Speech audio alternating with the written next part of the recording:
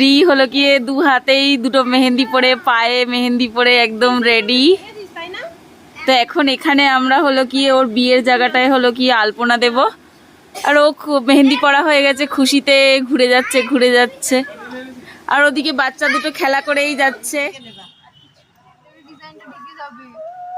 Design তো ঢাকবে, ঘট বদলে যখন তুই কি আশা করেছিলি? তো ডিজাইন যেটা করা হয়েছিল এখন ঘট বসার কারণে ডিজাইনটা ঢেকেই গেল। ওটা ঢকের জন্য, ওটা ঘটের জন্যই তো ডিজাইন। ঢকের জন্যই হবে না, ওটা ঢকের জন্যই বলতে হবে।